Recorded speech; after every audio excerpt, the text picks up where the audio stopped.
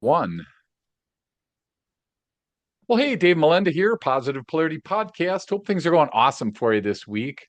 I got this simple question for you that on the surface is simple, but as we're going to see today, it gets a little deep and I like it. It's going to cause you to think and maybe even rethink some of your strategies. And the guest that I have today actually asked this question in some of the writings in the prep for today. So the question is, does growth guarantee fulfillment? And I thought about that. I'm like, well, yeah, that should be an automatic, right? If you grow, then you're fulfilled. And I had a feeling he didn't like answer it on the website. So I'm like, I got to get this guy on the show and let's dig into this today. So I'm honored to be hanging out with Larry Kesslin. How are you today, my friend? I'm doing great, Dave. Pleasure to be on your show, and thank you for having me. Absolutely. And you are hanging out in beautiful San Diego. Super jealous of that. And you're a chief connector at Five Dots. So my Yes. first question was like, what are the five, or is there specifics? Is there a reason for the five dots? Okay, let's kind of start simple right there for you. So, have you ever seen Steve Jobs' commencement speech at Stanford in 2005? I have So, not. the first third of it talks about his experience at college and dropping out of college because it was a commencement speech at Stanford. And he said, at the end of the story, he said, you can't connect the dots looking forward. You can only connect them looking backwards.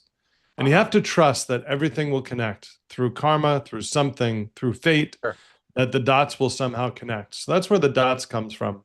My Okay. last company I had before this one is called Liberate, LIBR8. Before that was for profit. Before that was for thought. So I like numbers and words. So when I started Okay. playing with the dots and I was building a company based on business development consulting, I wanted to do something that would create five dots. So I created a five dots methodology for business development. Okay. And that was 10 years ago. And now I'm really focused on helping people with their journey in life. So I do have five dots for me, which are the five lessons that I've learned on my journey since I got back from Africa 14 years ago. And Okay. that's my keynote. That's the story is the five lessons I've learned. And they're really my five dots. And Cool. the question is, what are your five dots? Because my five dots are mine. Sure. And the growth part you asked about before, I mean, my Yeah. journey is towards joy and towards peace. That's what I'm striving for. And I'm Sure. not sure growth takes us towards peace and joy. I think growth takes us towards achievement and winning. Okay. And I was raised in New York. I moved to San Diego 16 years ago, and it's just a different way of being Sure. versus doing. Sure. And I believe that we're born with joy and we've learned to mask it with everything else. So when I talk to people about my five lessons, they're actually layers that cover up the joy that lives inside of me. Like Sure. I am pure love, pure abundance, pure gratitude, incredibly neutral and present. That's me. My Sure. mind, which creates my identity, my ego, and everything else, is what gets in the way of that joy on a daily and moment to moment basis. So, Sure. everything you talk about positivity and the positive polarity, I Yeah. mean, we are beings that were meant to be joyful, Right. but fear and doubt and everything else is a construct of my mind. And when I realize that my mind is a tool for me to use in my daily journey, then I have so much more peace than thinking that I am my mind, that the Yeah. thoughts that are created in my mind are true. They're just points of data that we get to Sure. decide what to do with. Wow. That's funny. Well, I tell you what, so you've obviously, excuse me, given it thought on these five dots. When you ask that question to most people, Larry, do people, they must be taken back by that because I have to say for myself, if you'd ask me what my five dots are, I'd have to like contemplate, think about it, probably get back to you because Yeah. they don't just naturally flow. Is that the hope that you have that people would just be able to eventually No. spit those out, or how does that work? It's only taken me about 62 years to figure out mine. Um, yeah, I mean, the book goes through eight stories of eight people I've met since I got back from Africa in 2012. So I Okay. go to Africa to bring computers to rural villages to unlock the internet for young people in rural villages in eastern and northern Uganda. And I went there seeking, I don't know, my own personal fulfillment from changing their lives. And at the end of the day, they changed me more than I changed them because Sure. I saw people that were quote unquote what we would call poor, that were happier than anybody I've ever met. Yeah. And I equated poverty to misery, and I didn't see that. Wow. And I've struggled with that for a long time. And now I've realized that my journey is one to help me understand that joy does not live in growth. Joy does not live in achievement. Joy does not live in winning. It does not live in having a big house and driving a nice car and being the owner of your own business. Joy comes from knowing what you are, who you are, and why you are. Sure. To me, that's where it comes from. Because when you have those three answers, Yeah. you walk this planet in peace because nobody can tell you anything other than what you know yourself to be. Do you feel like that? Because I love what you said there, Larry, about poverty equals misery. That must be a learned trait. That must be something learned because they obviously don't share that view for themselves. But I would agree with you 100% that if you asked me to give you other words for poverty, they wouldn't be necessarily positive words, right? I mean, our limited mind is going to tell us all these negative things. And I'm guessing for the listener right now, if you had to come up with a different word for poverty, there's not a lot of positive words that would come to people's minds. Do you then help them with that, like unlearn those pieces, or where do you come in that scenario? If somebody's listening right now and they are stuck in that poverty happens to equal misery thing, and and joy is important to them, how do you help that person? Well, let me start as different. Let me answer a little different question. So, Sure. when I got back from Africa, I went to a conference 7 weeks later, and I was asked three questions that really changed my life. So, imagine a month in Africa, business is doing great. This other book that I wrote 10, 11 years ago, Success Redefined, I defined success at 28 as the ability to do what I want whenever I want to do it. So, I'm in Africa doing whatever I want whenever I want to do it. My business is doing great. My team is taking care of all the clients. I had nothing to take care of for that month. And I met people happier than anybody I know. Yeah. And then I go to this conference, and the first three questions I'm asked is, what is poverty? Who gets to Mm. define it? And why are we trying to fix it? Yeah. And that blew my mind. Like Wow. literally in that moment, I was thinking, did I witness poverty Yeah. or did I just witness impoverishment? And those are different. So I think in many ways, we're poor. I think we live in this world. And I think the reason that we want to fix it is because we want others to look more like us so we can justify the lifestyle that we've created. Mm. That there are a lot of people in this world that don't have a lot of stuff, Yeah. yet they're happier and have more peace than those that do. And it's crazy because we're the most evolved humans in the history of this planet Earth. Sure. And we're probably the most miserable we've ever been. And the question is why? And Yeah.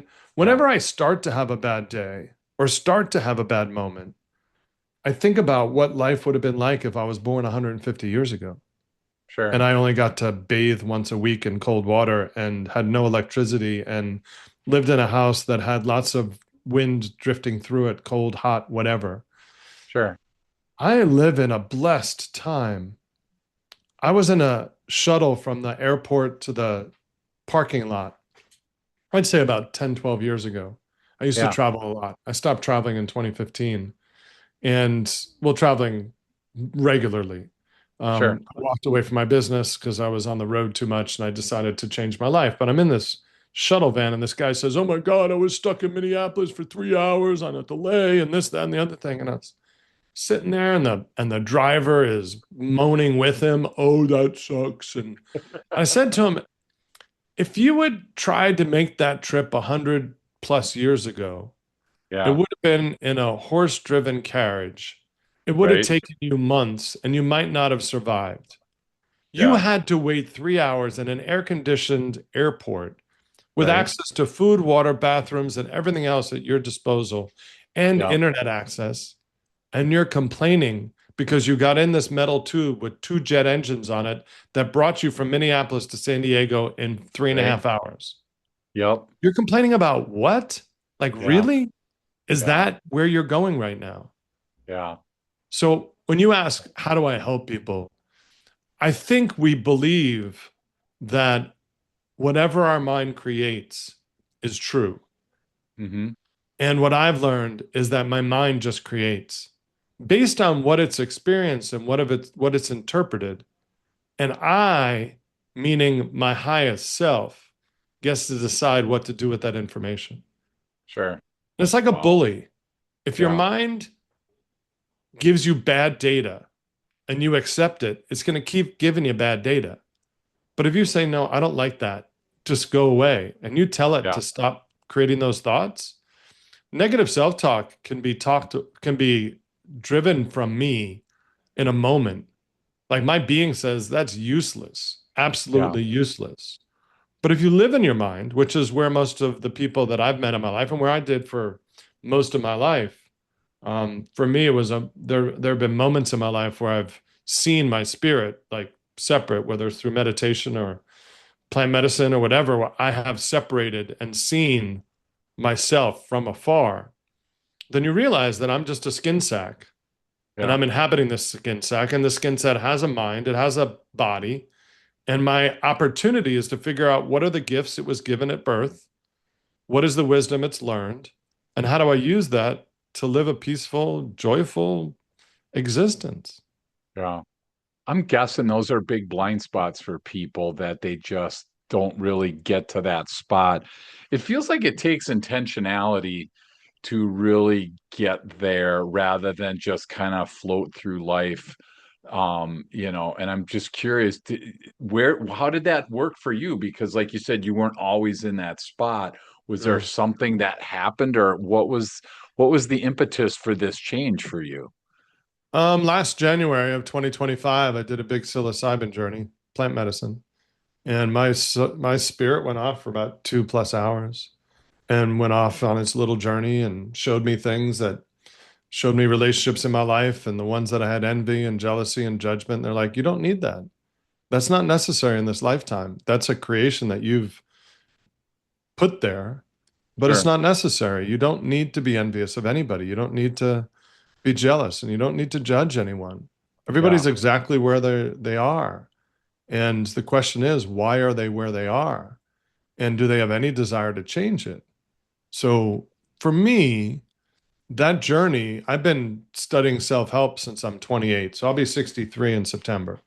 And I have been blessed to have lived probably most of my 30s in the self-help section at Barnes and Noble. And then audiobooks came out and I started listening to books on tape. When I first started my first business in 1993, I ended up partnering with a gentleman who had a radio show called Let's Talk Business.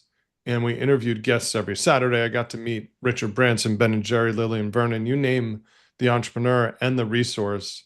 For every entrepreneurial book, I get to go to all the Inc. magazine conferences and Success magazine conferences and International Franchise Association. I got an amazing personally driven MBA program in my 30s and into my Sure. 40s. So I Okay. had all this knowledge in my brain, but it took me separating from myself to actually stop performing. Like I was trying to be what other people wanted me or needed me to be, and that was exhausting. And that's where the depression came in. So I've been Sure. depressed multiple times in my life. I'm not afraid to talk about it. And I understand now why I was depressed. As Jim Carrey says it perfectly, depression is your body telling you, I need deep rest from the character you've been playing. That I Mm, need to understand who I truly am versus who you truly are is so far from the character you're playing. And that's right. what causes depression. So my depression came because I was waiting for someone to come save me. I was Mm, the victim because as a child, I was the youngest of three. My dad went broke when I was a kid. I got this whole story, and my childhood was not fun. I did not grow up with a lot of joy. So for me, seeking joy has been a lifelong pursuit. There are some people that grew up with it. I Yeah. certainly didn't. Sure. And I heard a Wow. podcast of a guy talking about happiness. And the host said, "Have you been happy your whole life?" He's like, "Yeah, I've been happy my whole life." I'm like, "How can you write about happiness when you have no perspective of sadness and pain?" It's Yeah. hard to only be happy because he's Sure. describing how to be when the only way he knows how to be is to be happy. Now, I have Yeah. had decades of, I don't know, isolation, loneliness, and I'm an extrovert. I did Yeah. not know how to build friends. I didn't know how to build relationships. I was Sure. what I would call white on rice when I was a kid. Will you be Yeah. my friend? Sure, I'll be your friend. Next day, would you be my friend? I said yesterday I'd be your friend. Oh, okay. Next day, are you still my friend? Get out of Wow. here. Like, Yeah. I didn't know how to do it. I didn't know how Yeah. to just be. It Wow. was challenging. But I've learned a lot about myself and I've learned a lot about what I truly am at the end of the day.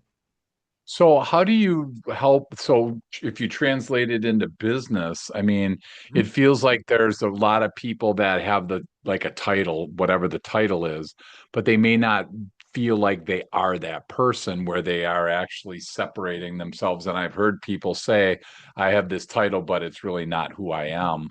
I mean, is that There's a similar to what healthy you part of about? that, and there's an Yeah. unhealthy. So the healthy part is that I'm not my title, I'm not my label, I'm not my identity, I'm not my ego, I'm not any of those things. Okay. Having identity, having an ego, having all those things is very healthy in order for us to live a nice life and have the things that we have. An ego and identity are healthy tools to help us. Most of the people that I meet, most of the people I work with are what you would define as successful on the outside and still questioning on the inside. Like they've achieved everything that society taught them to achieve, and they're still wondering, is that it? And Sure. those are the people that I have the most opportunity to help because success is all based on your definition. Yeah. So, what is success? At the end of the day, you're only as successful as you define yourself to be.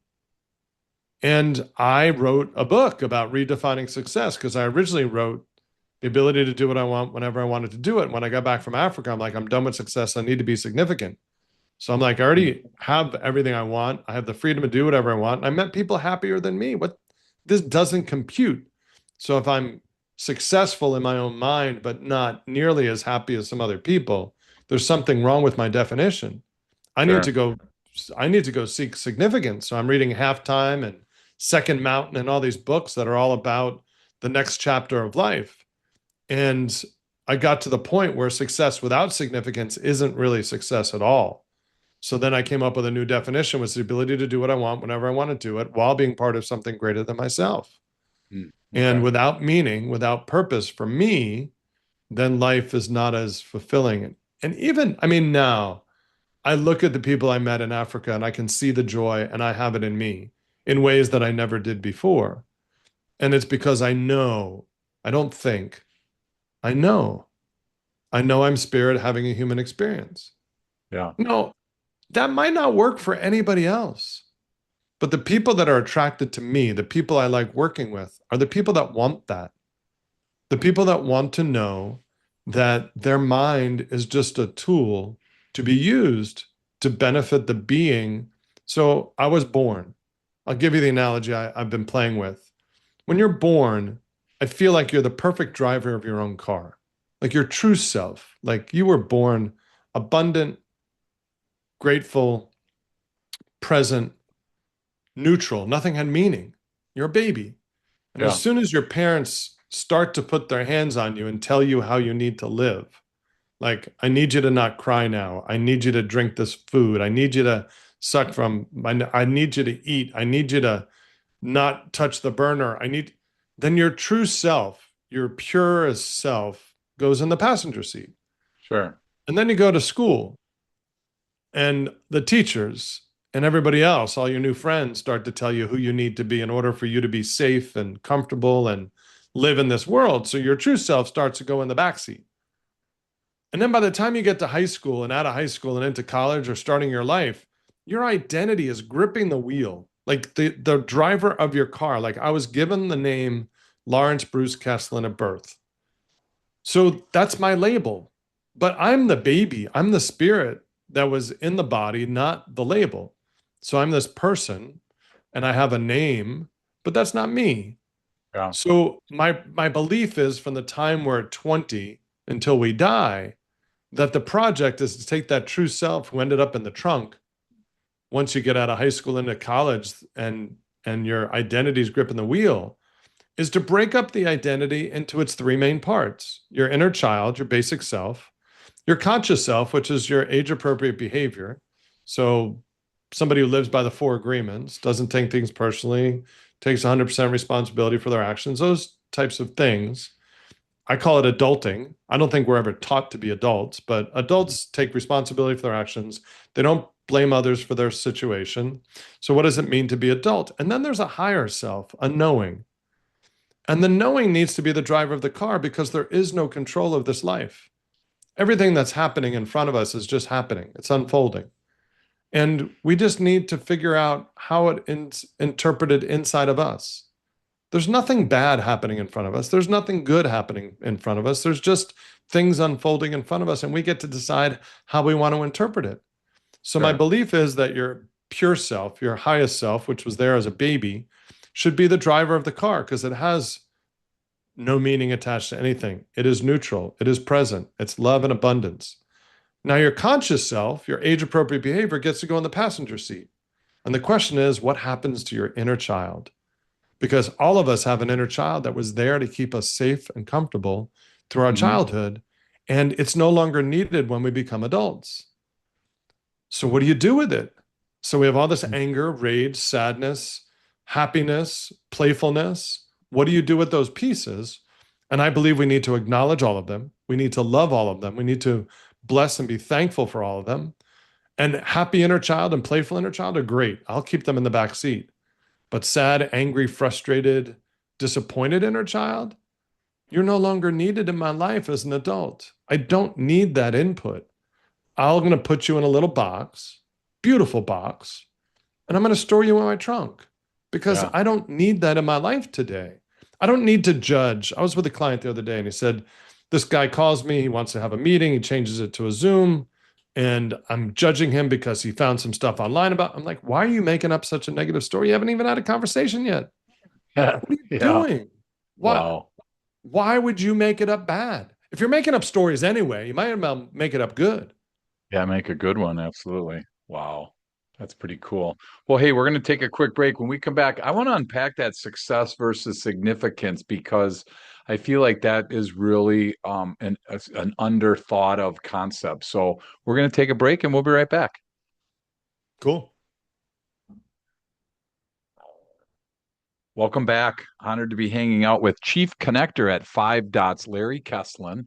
And we are trying to answer the question of does growth guarantee fulfillment? And in growth, success comes in there, like, it's interesting that Larry talked about that before the break. And then we talked about the significance piece. And I was going to ask you because if significant or if success, if has its own kind of definition and different people have different ways to define success. Is that the same with significance, that different people have different ways of actually identifying and defining significance? Yeah. I think all of us have different levels of what it means to be significant. Some people, it's enough to just wake up in the morning and breathe. That's Yeah. significance. Some people need to go change the world, and that's significance. Everything in between. I think we all have different genes based on our desire and need to give back and be of service. I got a pretty big one. I have a friend who's an astrologer and he uses a deck of cards.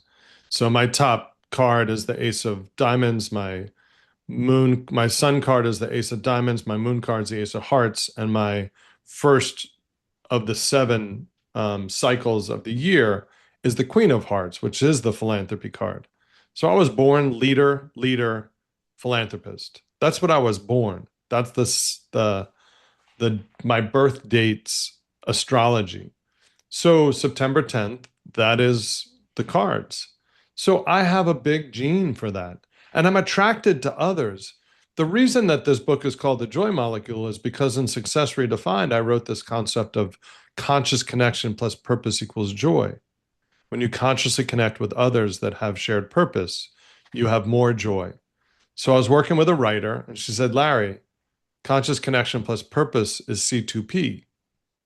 And I'm like, okay, what is C2P? And she said, well, if H2O is the water molecule, then C2P is the joy molecule. And that's why the cover of the book is a water droplet with There the you go. C2P in the middle. Sure. So, this idea of conscious connection plus purpose is really at the heart of your question. When we connect with others around significance, around the meaning in our lives, I feel like that's the place where we have the most joy. I started talking to a friend of mine who's a public speaker, as am I. And I said to him, I want to give people a card at the end of my talk that has 50 questions about who you are and why you exist versus what you do. So I've been to 42 countries, pulled my kids out of school in 2015 for 6 months, traveled 12 countries, 27 Airbnbs, planes, trains, automobiles, boats, you name it. We did everything. And I never got asked the question, what do you do in 6 months? And then I come back Wow. to the United States and everybody keeps asking me, so what do you do? What do you do? So I Sure. started Sure. messing with people. They would say, what do you do? I said, first and foremost, I'm a dad. And at the time, I was a husband and I'm an athlete. I love to play sports. I play pickleball. And they're like, no, no, what do you do? I'm like, I also love to travel. I've been to these places Yeah. and they're looking at me like you're avoiding the answer. I said, no, I'm telling you what I do. Yeah. If you want to know how I make a living, that's a whole different question. And why would you Sure. want to know how I make a living before you know who I am? Yeah. Because then you're judging me based on whether I have value to you in your life or whether I can solve a problem for you or whether you can sell me something or whatever. Sure. And so my friend said to me, why would you create one card with 50 questions on it when you can create a deck of cards? So I created these things called Spark cards and I use them in my speaking now. I put a card under each person's chair before the talk. Okay. And 80, 90% through the talk, right before I wrap up, I say, my hope in the next decade is to help Americans stop asking the first question, what do you do? And I want to Sure. give them 54 different possible questions to ask. And I said, Yeah. please reach under your chair, pull out the card that's underneath that. And I want you to read the question and turn to your neighbor and start a conversation Mm. around random questions that have nothing to do with. I've got a few Sure. cards on my deck. The three of clubs. What have you gotten better at recently? Six of spades. What are you building towards now? Seven of spades. Who are you trying to honor with how you live? And then the Jack of Clubs. What fear are you still learning to face? So the Wow. two through ace, two is the least vulnerable question. The ace is the most vulnerable question. The Joker is the most vulnerable. Four Gotcha. suits, four themes, four different sets of questions. I had a lot of Wow. fun creating them.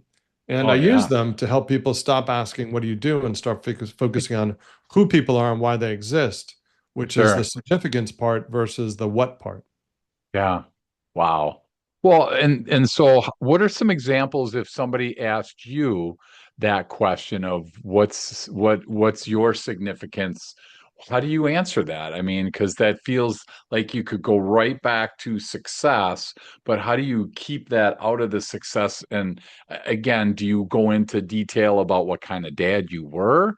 Or do you go into detail of what kind of athlete you were? Do you get into that to kind of If somebody asks support me that about my significance? significance now, I talk about the causes that I focus on. Okay. So my Okay. book that I published, The Joy Molecule, 50% of the proceeds goes to charity. So Okay. the two causes that I support in San Diego are Boys to Men Mentoring, which is a teen mentoring program for boys, and the Challenged Athletes Foundation. I rode, I'm a cyclist, so I rode from San Francisco to San Diego on a tandem bike with a blind dude. His name is Wow. Jeff Mata, phenomenal athlete, just happens to be blind. We did 640 miles in 7 days on a tandem. That was an amazing experience, probably the hardest thing I've ever done physically in my life. Oh yeah. And he's an amazing human being that I got to spend hundreds of hours on a bicycle with and have gotten to know deeply. And when in my talks, I use Jeff as one of my stories, as well as Joe Delagrave, who's the coach of the wheelchair rugby team, who I've had many conversations with. And that whole section of my book is all about identity. So I talked about 5 lessons that I've learned. The first lesson I learned in Africa was that circumstance does not define joy. That no matter where you are and how you live your life and what's going on in your life, you can be joyful. Because Mm. joy to me is a knowing that I am a being having a human experience. So that's The first one is circumstance. The second lesson I learned was from a woman who was given $2 million at 26 to go change the world. And that lesson for me is that my life needs to have meaning.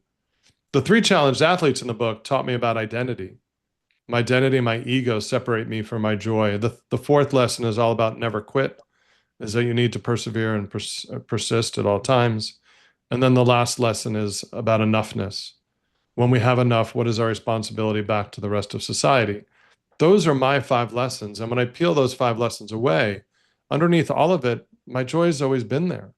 It's just Yeah, been covered by my circumstance. It's been covered by my lack of meaning. It's been covered by my ego and my identity.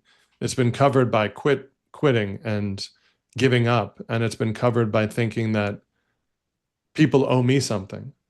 sure. I'm so blessed that my opportunity in life is to be of service to whoever I can be. So I'm just curious because when you think about life needing meaning, I'm going to guess there's some entrepreneurs listening right now, Larry, that are like, hey, my meaning is my job or my career, my company. Are there, and I don't want to say it this way, but I don't know how else to ask it. Is there right and wrong things for No, meaning, or is it doesn't really matter? It's just a fill in the blank, and as long as you're authentic, that works. I don't judge anybody anymore for what they Yeah, think is meaningful. sure. I had some business partners in my previous businesses that I would say I need more meaning in my life. He says, well, we're employing these people and we're helping all of our clients take care of their employees. I'm like, yeah, and um, that doesn't do it for me. That's Yeah, just me. If sure. somebody else is totally fulfilled from their work. But then I have a friend who's a lawyer and his oldest son really never got to spend time with him because he was trying to become partner when his son was young. And now his son's really angry. He says, well, I put him in the best schools and I gave him a beautiful Mm, car. And he grew up in yeah, San Diego, California. And uh, it was what I needed to do. And I'm saying, you don't take any responsibility for that. He said, no, he needs to grow up and get over it. Okay, that's your choice. God yeah, bless. But yeah, I don't know. Maybe he just wanted you.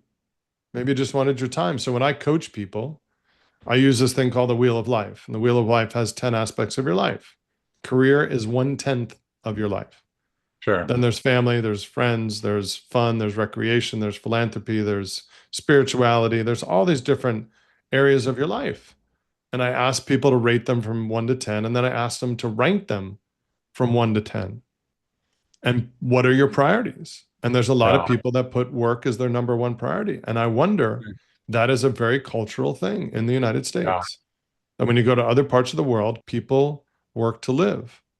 And in the United States, there are many people that live to work.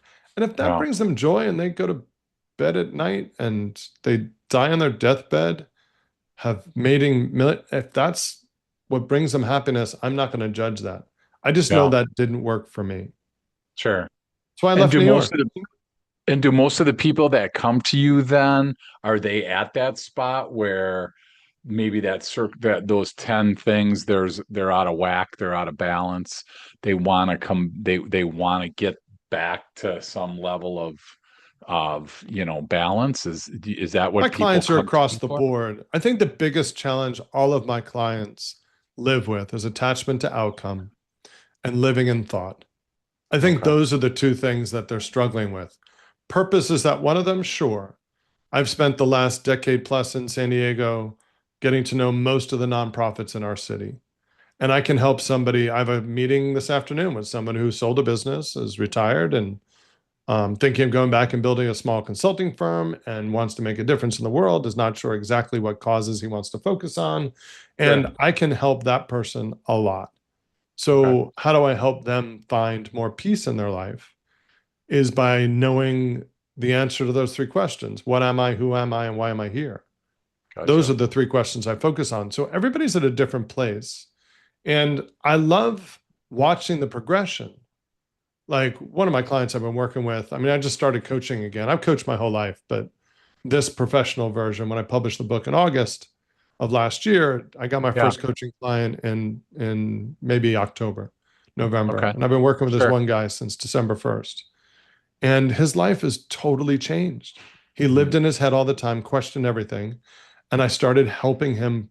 If you're really smart, like you seem very smart.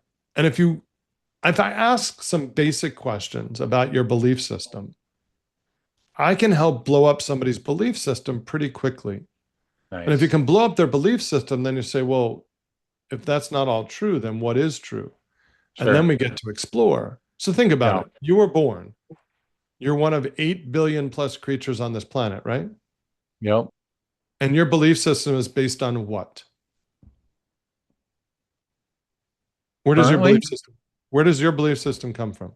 my belief system comes from my faith.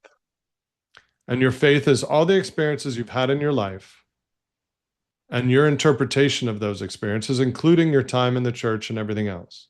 Hmm. And you're one of 8 billion creatures that grew up Right. in Wisconsin, and maybe you have a place here in San Diego. Yep. And you've never visited other cultures that live totally differently. So you could have been born in India and Sure. had a totally different belief system, but you're still the same being. How Sure. is that possible? So if your belief system is one of 8 billionth of human existence, and to me, my belief system is my interpretation of everything that's unfolded in front of me, Yeah. how could that possibly be true? Hmm. It's my truth. I'm not Yeah. arguing with the fact that it's my truth Sure. and it's my reality, but it's not truth and it's not reality. So, is it possible that my brain is creating ideas and thoughts that have nothing to do? Michael Singer, The Untethered Soul, the world is unfolding perfectly in front of us. The only problem is that we don't like what it's doing. So, it's our interpretation, it's our attachment to the outcome that causes the problem, Yeah. and our attachment to our belief system and knowing being right is one of the hardest challenges we have as humans.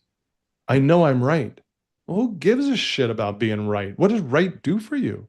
Right Right. is separation. Right is I am right, you are wrong, which Right. means that I am better than you because I'm right. We're here to connect, Dave. We're Yeah. here to connect with ourselves. We're here to connect with others. And we're here to figure out how do we leave this place better than we found it. That's Right. my basic function every day. Yeah. And I'm guessing a lot of people kind of miss that where they just are they it feels like it takes again back to that intentionality thing, Larry, it takes time, it takes purpose, it takes intentionality. And I'm guessing a lot of people, at least that I run into, they're just too busy to even pull over to to They're do busy this. being busy. Yeah, it's just easier to just keep my head down, get my work done, and then, live for my 2 weeks of vacation a year and then complain about the lines at Disney World that I'm at. It just feels like that, yeah, there's that, just that we don't experience it. And I love that piece. And I think, like you said, that attachment to outcome, that is really something that's powerful because that means there's number one, you're probably not happy until the outcome happens. And then number two, if it never happens, then you're never happy. And then if that outcome shifts, like, for salespeople, Who moved your my outcome cheese? is yeah, exactly. This my $100,000 is my goal. That's my outcome today. Oh, now new year, now it's 150,000 Move or the whatever the goalposts. numbers are. Yeah. Yeah. So that feels really that feels the opposite of joy because I never get there. It's kind of like, that commercial that said, "Hey, congratulations, you've reached the end of the internet." We'll never get there because it's always moving. So I love that piece. How, as we start to land the plane today on this, how Sure. do people from the joy molecule, what are some simple things that we can do to try to lean in more to what you've been talking about? Are there simple ways to start this process? So my coaching process revolves around three basic pieces. One is awareness. First step. So I have this thing called the 20 something rule. From birth to 20, the world teaches you who it wants you to be. And from 20 to death, you get to decide, am I going to be what the world taught me to be? Mm. Or am I going to be who I was born to be? So we're Gotcha. peeling away the training is what we're really trying to do. Okay. So step one is awareness. Awareness that my mind is owning my life. that my belief system doesn't always serve me, and awareness that I'm in my head and I'm not present. The Okay. second thing is alignment. What are my values? What are my priorities in life? What is everything that's happening? How do I live a conscious, aware life? And the third part is aligned action. So, how do I become aware to the fact that I'm not aware? And whenever I start to go down a rabbit hole, somebody can say, is that really how you want to handle this? Or is that really what you want to do? So, a coach is really helpful. The piece about alignment is how do you build a life that is purposeful and consciously chosen versus just inheriting things that other people. So I have clients all the time that are doing actions. I'll give you an example. One guy, wicked smart, so good, so good at his job. And I said, what if you took the next 10 years of learning off and you just showed up to work every day and did the Oh, work? he And what couldn't if handle it. And what if your clients and your prospects that you're spending an hour to 2 hours each prepping for meetings? Yeah. What if you just walked into the meeting? Could you ask them all the questions you need to ask them? And in that moment, do everything Mm, you need to do to show them that you're totally capable to handle sure. their business.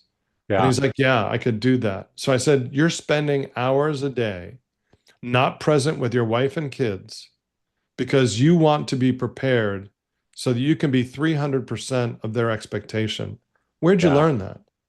He Wow. said, well, I was always taught to run through the finish line and to Sure. go keep my head down for a mile and keep running.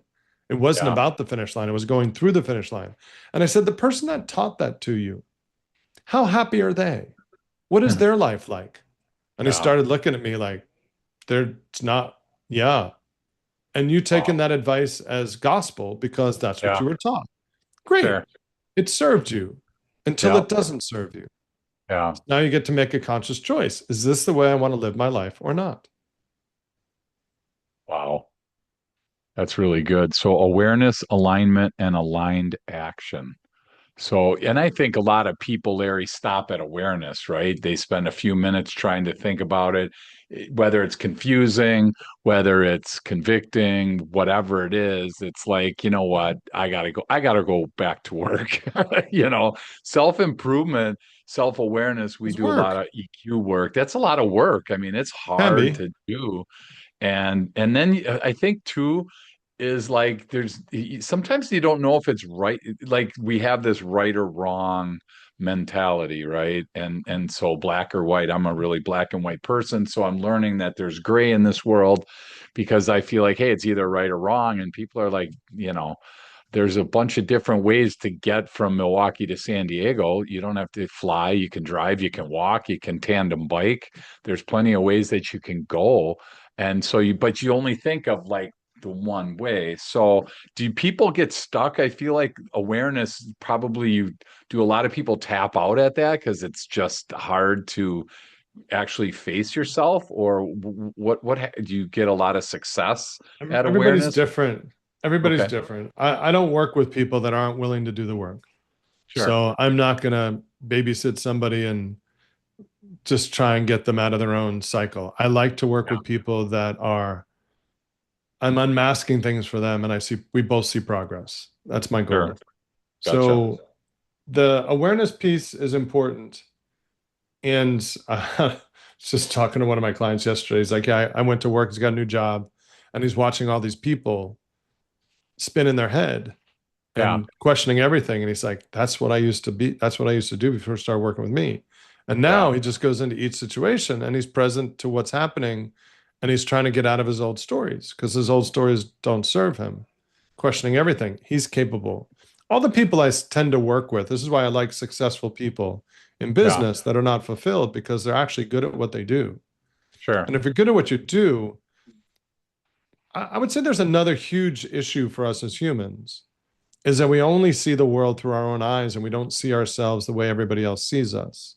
Yeah, And we believe that everybody else has the same gifts and the same skill set we do. And there's nothing further from the truth. So our opportunities to figure out what is it that we should be doing in this world, it's the ikigai. What is it that we love? What is it that we're passionate about? What is it that people pay money for? And the gap in the market and purpose. I mean, it's pretty straightforward, yet we don't teach it, which is why Yeah, I'm going back to college. I actually have a call early next week with one of the people at UCSD here in town, and I have a meeting with USD, and I want to teach college students. I'm calling it adulting 101. It's the joy molecule, and what does it mean to yeah, become an adult? And it means stop blaming other people for your problems and start taking personal responsibility sure. and designing a life versus just living out what somebody else taught you. Decide what you want. Well, my Yeah, parents want me to be a doctor. Well, do you want to be a doctor? Is that yeah, what you want? And if you do, great. But yeah. don't do it because somebody else told you that they need you to be a doctor. Right. I will Wow. promise you, you'll be miserable. Yeah. No, that's powerful when you start going into those pieces there. That's awesome. Hey, one last question, Larry. I'm going to let you go. What is your tip of the day for somebody listening today? Maybe it's something that we covered, maybe it's something that we haven't, but what would your tip of the day be today? I would say the tip of the day is to truly understand what it means to be a human being and to understand that we are so much more than what we think we are. So Hmm, if you're stuck in thought, just know that you're a being. The tip of the day is to try and find a way to learn that you're a being having a human experience with access to thought and feelings. And you get to decide what to do with those. I think sure. if you can learn to do that, then to me, that's where peace lives. Peace lives beyond our thoughts. Peace does not live in our mind. Our mind Yeah. wants control and safety and does Yeah. everything to do that. So that's my tip of the day. That's pretty cool. So, for somebody listening right now that is intrigued by what you're sharing, wants to Mhm. learn more about you, wants to learn more about Five Dots, what's the best way for people to connect with you, Larry? Sure. My website's 5-dots.com, the number five. I'm on LinkedIn, very active there. I post most Tuesday through Fridays, and my books are available on Amazon. So Kindle, paperback, and Audible on The Joy Molecule, and Kindle and paperback on Success Redefined. Awesome. Author, speaker, coach, and chief connector, Larry Kesslin. Larry, it's been so much fun going through this. Thank you for helping us understand about growth, and it does not guarantee fulfillment. And again, I'm going to unpack in my own brain some of this stuff because I love the attachment to outcome. I was thinking about this, all these things that you were talking about, the awareness, alignment, and aligned action. So thanks for sharing that. And again, continue on. And again, can't wait to keep learning from you and appreciate all you're doing. Thank you very much, Dave. It was a pleasure to be here, and you have a blessed day.